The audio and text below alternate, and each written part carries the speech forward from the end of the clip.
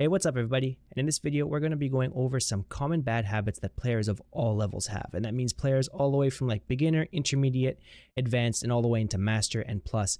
Just some really common bad habits that I've seen from watching lots of replays during my streams and watching other people play. Now, if you have some of these bad habits, don't worry, because not only am I going to show you what they are, I'm going to show you what you can do to fix them and what you should be doing instead. So with that over with, let's get right into it with our first bad habit that some people have. The first bad habit that I see a lot of people have is doing a jump attack into a light attack. And it's especially common when you do a cross up. So imagine you're the Ryu player. So maybe you think this isn't really like bad pressure because here you got the throw. But actually it is kind of bad pressure because you're actually losing a lot of mix opportunities by just autopiloting into a jab every single time. So the reason why you're losing pressure when you do this by autopiloting into a jab is because of the way the frames work after your jump in and the jab. So if you look at Ryu, if he does this jump in, Ryu's going to be +6 and I'm -6. So this jab that comes after is actually a gapless string. So if I'm Chun-Li and I let go of the controller, see what happened? I'm not even holding block. Like I can let go of the controller and I don't even need to do anything. There's no gap in between the jump in and the light because Ryu's +6 and the jab is only 4 frame startup. So there's nothing I can do here. There is no mix. You can do anything you want. I don't have to do anything. I'm stuck in block stun. There's no mix there. The worst thing is if you would do a jab into throw, because you're -1 after the jab. So if I start mashing after your jab and you go for a throw, even though you're in throw range, all I have to do is push a single jab and it'll always beat your throw every single time. Or if you do something like jab, wait, and do another jab, that also just loses to me doing mash, crouching light punch afterwards. So you're losing all your mix because you're not taking advantage of your plus frames and you're actually putting yourself into a bad situation. So to fix this bad habit, here's what you should do instead. Instead of doing jump into a jab, do a jump into like a tiny delay or a micro walk forward into throw. Because here, see the counter hit symbol popped up? That's because I'm actually getting frame trapped by the throw. Now this is real mix because now I have to make a choice. Now I'm going to have to do something like do a throw tech or a delayed throw tech, which you could kind of counter by doing either a neutral jump or a dash back to shimmy. This is much better than doing jump in, jab, throw. All right, so the trick here is just to make sure you're always delaying the throw just a little tiny bit because you will be plus. And if you do it right away, the opponent will be locked in block stun and you're not actually going to be able to connect that throw. So always just do a slight delay or a tiny little walk forward and then do your throw. Or what you could do alternatively, if you want to attack with a button and not a throw, you could do a delayed medium attack or just do an immediate heavy attack that has like 9 or 10 frames of startup and you'll be able to frame trap your opponent. So here's what it looked like if you do a slightly delayed medium attack. There you go, got the counter hit. Looks just like this. Or what you could do instead, which is much easier, is do a jump in into a heavy attack. That's going to be an auto frame trap. See it right there, got the counter hit. There's no timing necessary with this really, just do a heavy attack. But be careful, make sure your heavy attack is safe on block. If you have a heavy that's really minus, you won't want to do this and you're going to want to do the delayed medium attack instead. That's going to give you more mix-up opportunities. All right, that's it for the first bad habit. Let's get into bad habit number 2. All right, so bad habit number 2, and this is a bad habit that 63% of the people who watch my channel have, and that's not subscribing to my channel.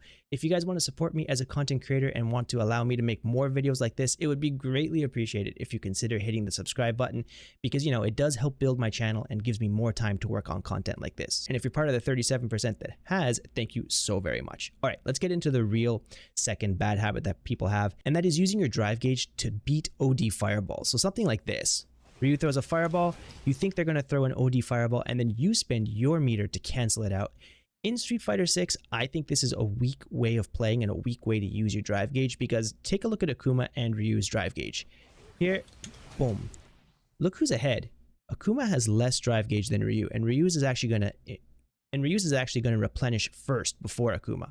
And in this game, it's weak because you don't need to cancel out OD fireballs with your own OD fireball. There are many different ways around it, and the most meter efficient way is to just do a regular parry. Now look at the drive gauge difference. Akuma has full drive gauge and Ryu is still recovering. This is a much better, much more meter efficient way of canceling out your opponent's OD fireball. And meter management in this game is super important. And as you get to higher levels, making mistakes like this can actually cause you to lose some matches because you're going to run out of drive meter really fast if you're always kind of trying to cancel out your opponent's fireball. What I recommend is definitely doing a parry. You don't even need a perfect parry against this. Just do a regular parry to maintain and keep your drive gauge healthy. Or if you don't want to do a parry, you can always just neutral jump the fireball and walk forward, and that'll actually cause you to gain your drive meter even faster. Take a look. Look at Akuma's drive meter. Boom, I'm already full just by taking a little walk forward. Using your drive meter effectively in this game is super important. So if you have a bad habit of always trying to cancel out OD fireballs with your own, stop that. I don't think it's really worth it in this game. The only time it is worth it is if you think your opponent's going to throw a regular fireball and you want to blow it up, something like that. But this is a read, not really a reaction. Here it's worth it because at least you're getting damage for the drive meter you're spending. But otherwise, if it's a fireball war and you just want to cancel it out, I don't think it's really good. Stop doing that, and I'm sure your drive meter usage and management is going to improve so much just with that simple adjustment. The third bad habit that I see a lot of people do is knocking down your opponent in the corner and then just backing off and giving them way too much space because you're worried about a wake-up reversal from your opponent. So it would look like something like this in a real match. That's if they wake up with it, but if they don't wake up, it would look something like this. Just backing way off outside of your effective poke range and not being able to connect anything to your opponent in the corner. The reason why this is weak is because getting your opponent to the corner, whether it's through a throw or through a combo, is one of the most important parts of Street Fighter 6 because your pressure increases so much. But if you just back off, you're doing your opponent's job for them. You're giving them room to breathe and you're giving them a chance to escape and to kind of catch you with something that's hard to react to. A really common thing that happens when people back off too much is something like this. You'll walk in, you'll walk out a bit, and then they do crouching medium kick, drive rush, put you into a mix, and now look, you totally lost the corner, you're back to neutral, and you got to work hard again to put your opponent back into the corner, even though you already got them there. Now, I know what you're thinking. You're thinking, well, I'm scared of the reversal. I don't know what my opponent's going to do, so I'm just trying to play kind of safe and play, kind of conservatively, because if I eat a reversal, maybe something bad will happen. But I'm going to show you a really great defensive technique, which is a defensive option select you can use that'll allow you to keep your space and also not eat reversals. And it looks something like this. Do you notice what I did there? I walked forward, I stayed just outside of my opponent's throw range, and then I did a delayed crouching medium punch. And look what happens. I'm pushing the button, but I'm not getting hit by the reversal. That's because I'm pushing it at a timing where my crouching medium punch is going to come out after I'm put into block stun by the reversal. But I'm still outside of their throw range. So if they decide to wake up with a throw, I'll be able to hit them with that same button timing. So that's why this is an option select. Also, if they decide to wake up with the crouching medium kick drive rush, like buttons, I'll be able to counter hit them out of this. And then if your reactions are really on point, you'll be able to convert that into a combo or just react and punish their ODDP. And that's all done with the exact same button timing. So you're never going to really have to guess or give up your space. So if you want to practice this in training mode, what I recommend is going here into wake up reversal options, turn on normal throw. And the first thing you're going to want to do, and you're going to want to learn the spacing where you can walk forward but still stay out of throw range. If you're walking this far forward and you're getting thrown, that means you're too close. You just want to get the muscle memory and like the general sense of how far you should be. And it's going to be somewhere around here. Once you've got that figured out, turn off the normal throw and turn on any invulnerable reversal, something like this.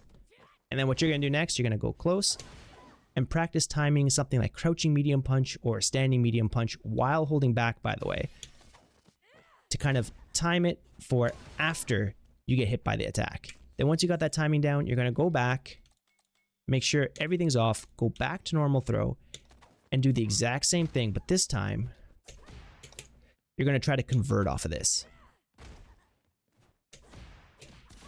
There we go. So that's the timing and the spacing you want. Then what you can do, turn on a crouching medium kick, set the delay to about 8 frames, 7 or 8 frames. You're going to go close, wait a second, and convert off of that too. Then finally, turn them all on, normal throw, crouching medium kick, and the OD reversal. Go close, wait a second, and convert. So it looked like this.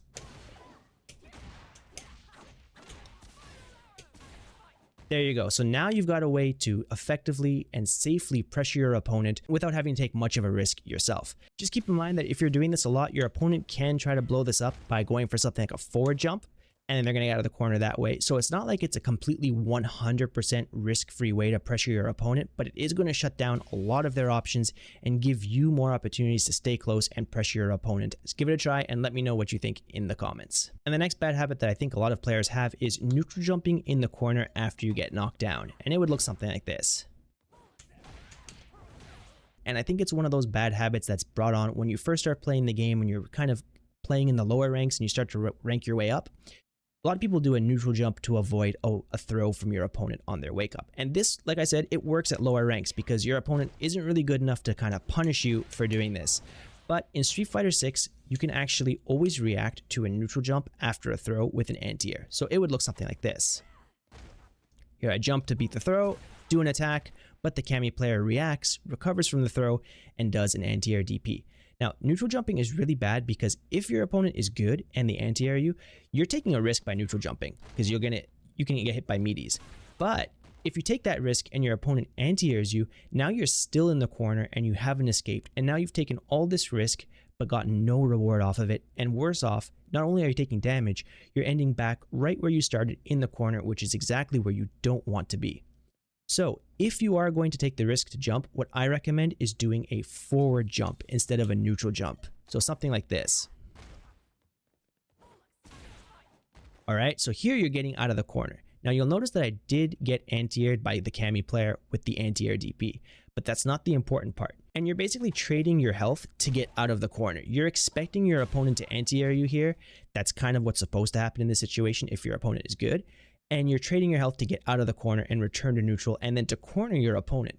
So you're just trading health for screen position here. It's a really simple tip, but just remember, there's really no benefit to neutral jumping outside of dodging like a command grab where you can kill them no matter what combo you do. It's a simple tip, but I think it's going to make a big impact on your gameplay and help you rank up faster. So try it out. All right, guys, so that's the end of this video. Thank you all so very much for watching. If you learned something and if you found this helpful, please consider subscribing and liking because it does help support me as a content creator. And let me know in the comments what you thought because I'd love to hear what you guys think. Anyways, once again, thank you all so much for watching and I'll see you guys in the next video. Take care.